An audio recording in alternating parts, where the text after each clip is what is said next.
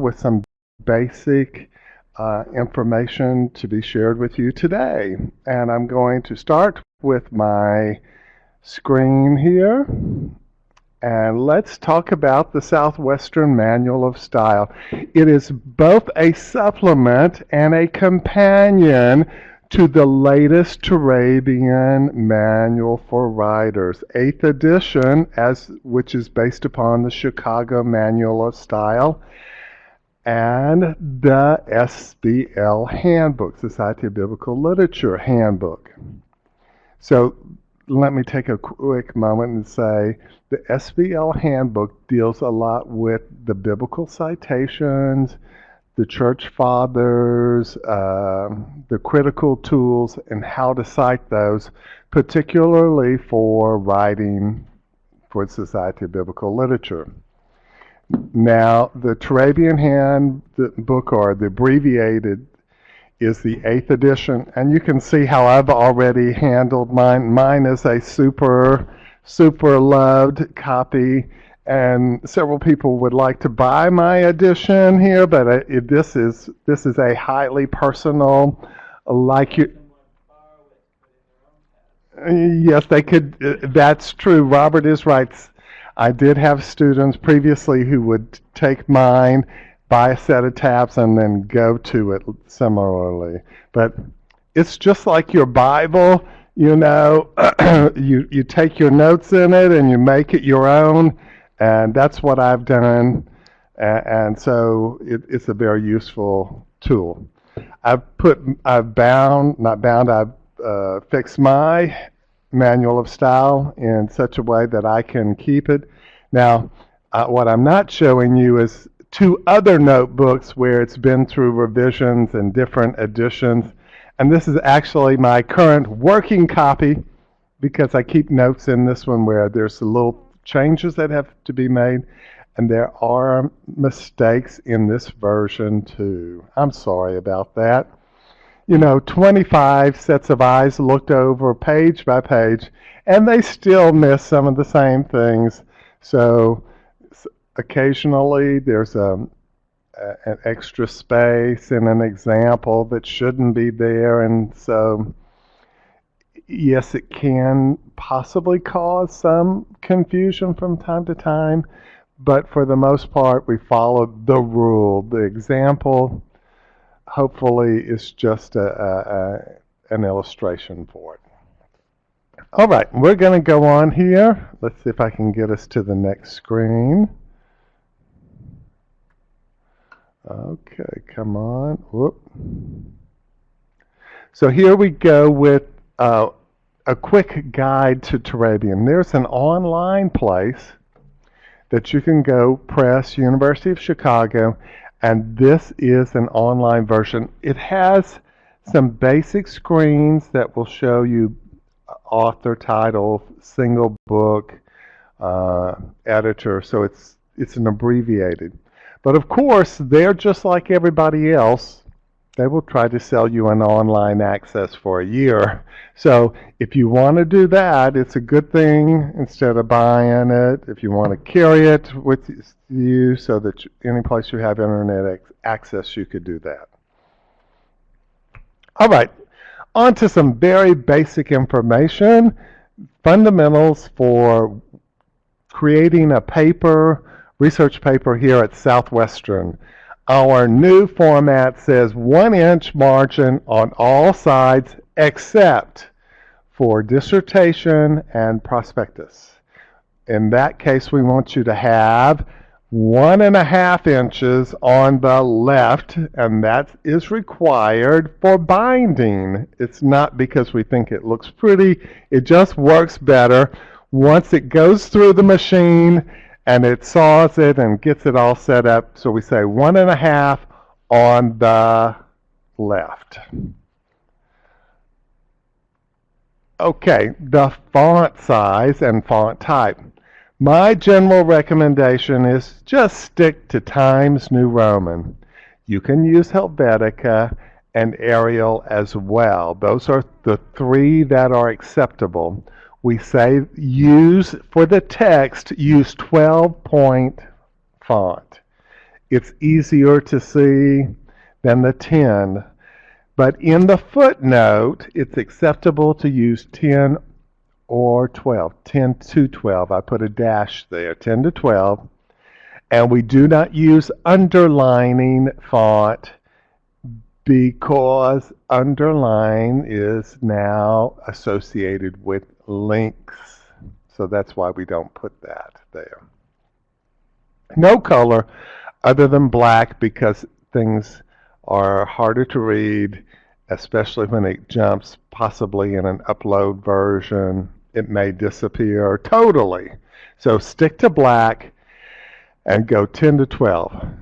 And part of that in the footnote is some footnotes might be longer than others.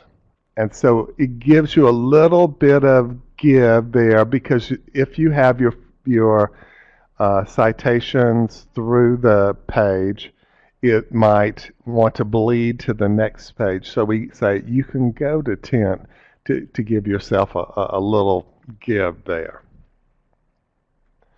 All right, pagination or page numbers. The title page will never have a number on it, and we start on the first page of the text. But the thing to remember is we'll count the title page. If you're creating it in one document, we count it as page 0. So when you go to format your document, start the pagination with 0. You have to manually go in and do that so that it will not try to put a page number on that first one, and indicate it if you're using Microsoft Office Word for Windows. You can tell it to do the first page differently so that it will not try to put the pagination on it. Otherwise, page numbers will always go in the upper right corner. Now, if you're doing a dissertation or a thesis or a prospectus, that does not apply because there are certain rules that govern dissertations. This is for simple research papers and reports here at Southwestern. Indentations and footnotes. Their footnotes are always going to be superscripted with the little 1, 2, and 3 at the top. But down in the footnote now, they will always be indented a half an inch or 0.5 there. Formally, if you were here before or saw some others, they have 0.7. But Microsoft Office Word, by default, usually has 0.5. And so we've gone largely to the default. So you want to have the superscript 1 and a space. It always comes in that fashion. So don't backspace, leave the space that's there. The previous version of this had you backspace. Okay, so do not backspace, leave the 1 space by default. Okay, short citations. Given the normal way of creating a footnote, you would use the author's name, first name, last name, comma, the title, and then the publication information, city, the publisher, and the date. But shortened form, meaning subsequent uses of that same citation, same location, you can use the short form. That is the author's name and then 4 words from the title. And it has to be 4 words there. So if it is only 4 words, you cannot shorten it. Okay, that's as short as you can get it. Now, obviously, if the title itself is less than 4 words, like a book, He is Risen, that's all there is. You can't shorten that any further. It's not right, or risen, or he, or is, for that matter. He is. Okay, so it should be 4 unique words. Now, sometimes some authors will write a couple of books that will have the same title, and some of them will be long, and it'll be exactly the same title, except there'll be a semicolon, and it might be student book, leader's book. You're going to have to put the whole thing and student and leader to give the distinction. You're not going to be able to shorten that and make it clear. So we just all have to, grab that one and go on and say that's the way the cards fell for me in this particular case. All right, 4 words that should be unique from the title. So words like the, of, is, those things, an, are not unique words. Okay, if there is a citation from the next paragraph using the same source, you do not have to use the full title or the shorten. You use ibid, which comes from ibidin, which means in the same place. If it's exactly the same book and the same page, you just put ibid, period. If it's the same book, different page, you put ibid, period, comma, space, and the page number. But if there is an intervening different book between these citations, you may not use ibid because we won't know which one you're talking about. You must give the short citation. And then the third time, if it's like the short citation, then you could put ibid.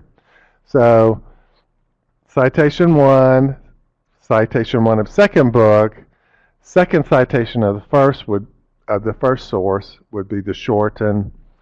Third citation of the first source in sequential order, you could use ibid. All right, now let's take a look at some ebook formats. And here we are using the ebook in our time together because the ebook citation is essentially the same as a book citation, except you qualify it by the source and the format type. So there are some common electronic formats that we see: PDF, Bible Works, Google Book, you've seen that, Kindle, Logos, if some of you do, any of you have Logos? Nook, Verso, which is also Logos, is the ebook online. And then we have EBSCO and eBrary here. That's where our largest collections are. Isn't that correct, Robert? Pretty much. Now we have Early English Books Online, and we have early American imprints. Those are 2 also very large collections. And mostly in eBrary and EBSCO. Okay, so here's an example of James Danaher's book. You'll see that we have our superscripted 1, our author's name, first name, last name. Always in the footnote, the first name comes first, comma. In the footnote, you can generally think in terms of commas. It is laid out with commas as separators from the different contents that go into the citation. So we've got author's name, comma, then the title. And notice we're not underlining here, we're using italic. Italic is a format these days. Then we have a parentheses for the location of the publishing house. And here it says Cambridge, UK. And anyone want to guess why we put UK? That's right. There's Cambridge, Massachusetts. And since we're working here and we know the difference and that there's a lot of things coming out of Cambridge, UK, and as well out of Cambridge, Massachusetts, we define these 2. So this is UK, And James Clark and Company. And you notice I used the ampersand symbol there. Is that acceptable? If the title page has got it on it, it's okay. And that's the way it is, right, Robert? Right, that's the, yeah. So don't take the editorial prerogative to change their name. Use the ampersand there, and then 2012, and then a comma, the page number, and then access. Notice in this case, it's a lowercase a. Accessed, the date in which you looked at it, and that you got it from ProQuest eBrary, which is one of our things that we handle here at Southwestern. Now, in the bibliography, you will notice that there is the period. It changed. There's not, and a period should be right there. So, yeah, the P is the initial, but in this case, if we had put in his full name like James Paul, we would still have to put a period there. And here, the period, as opposed to a comma, and notice we don't have to give the page number because that's all we're given is a citation. And we have capital A for accessed all the way through. All right, let's take a look at an online journal. Online journals, you need to be able to send the reader back to the same location.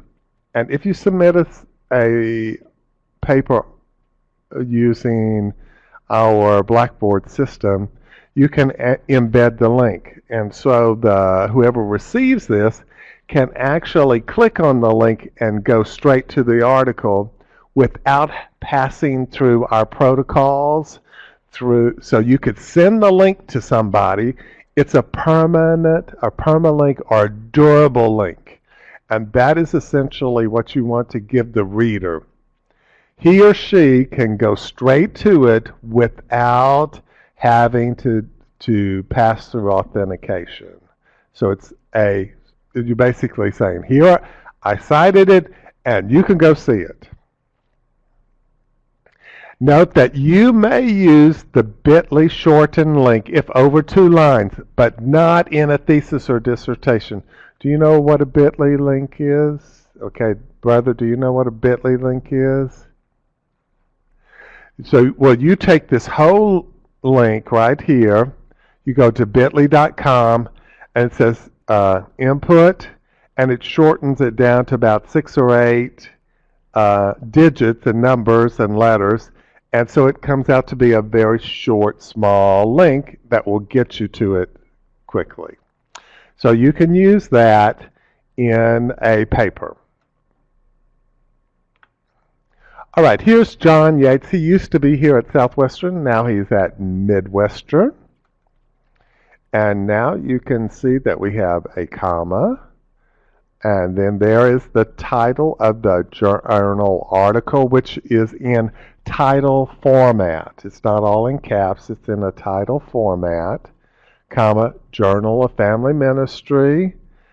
Okay, it's also italic, volume, number, parentheses, the comma after the page, accessed, comma, and then there is the long link. Now I could have put in a bit.ly link there, but that's the full link. Bit.ly is permitted, not required. Okay, so what would it look like in a bibliography? Here it is with the hanging indentation. And by the way, you could set up your bibliography that way on the page by just using the ruler at the top of a Word document. You can set it up because it has little diamonds and then a square, and by shifting those around you can actually set up the indentation so that every time you type You hit the carriage return or the enter, it will set it up, each one in the proper hanging format manner. It's just that's really not a librarian thing, but that's a printing issue you have. Okay, John Yates, period. Again, periods in the bibliography. Again, period instead of a comma right there at the end of the title of the journal article. The journal name in italics. Period at the end of the pages here. Because it's a journal article, you give the page ranges. Okay? Accessed is in capital A, period again, and the web address with a period at the end because it's the end of a statement. So a lot of students will forget to put the period there.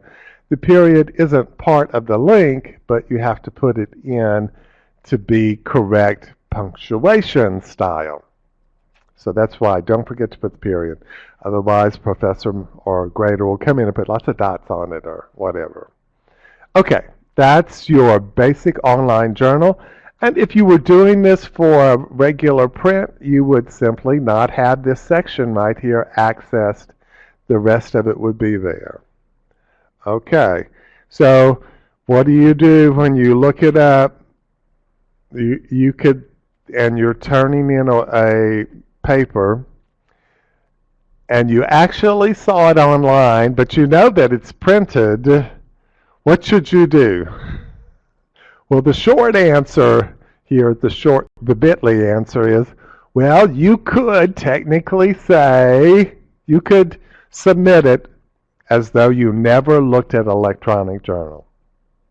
Who is going to know, right? But our ethics tell us that you should go ahead and put all that other stuff in.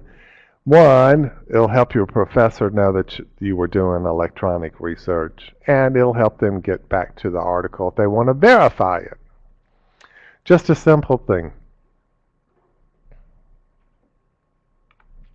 All right, so besides our handbook and Robert Burgess, our digital resources librarian, has prepared numerous YouTube resources that you will find on our LibGuides. This is an excellent place to go. This is an electronic digital Turabian guide. It is also an EMLA guide and EAPA guide, and this will allow you to see how footnotes are done, how the bibliography is done for specific types of work. It's an excellent place to go, and it even has some downloadable tools that are related to different versions, if you'll see right here, without footnotes, with footnotes for Word in 2010. I think it's been updated since I took this screenshot. So you could just download that, and it lets you plug things in real easy. You can't help but love it. Now, this same kind of information, I believe Robert has some samples on his LibGuide that we implemented that are very similar to it, but it's a great place to go. So that's the basic